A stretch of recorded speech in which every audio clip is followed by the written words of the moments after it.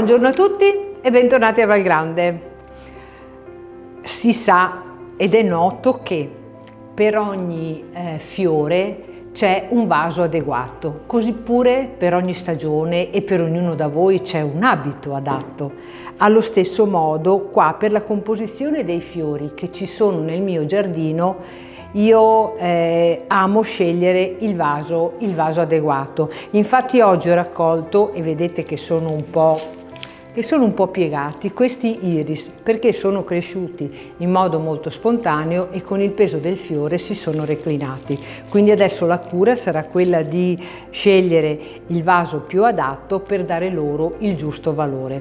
Allo stesso modo io dico che i nostri menù sono degli abiti che si calzano addosso ad ogni singolo gruppo e ad ogni singola persona, ed è quello che facciamo noi a Valgrande nella preparazione dei nostri menù, in particolare per i gruppi, ma non solo.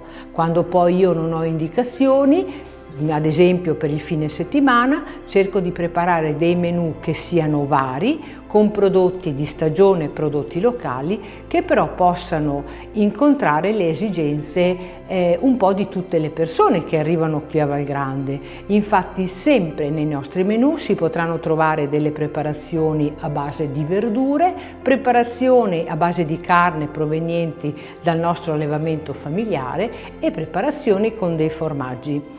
Se siete curiosi di assaggiare, di venire a provare i nostri menù e vedere anche le composizioni che ogni fine settimana a me piace preparare durante l'accoglienza per i nostri ospiti, io vi invito a venirci a trovare, e lo potete fare però sempre con la solita modalità. Quindi prenotando il vostro tavolo, e per farlo potrete scegliere i nostri contatti tra le pagine social dove noi siamo presenti o tra le pagine del nostro sito.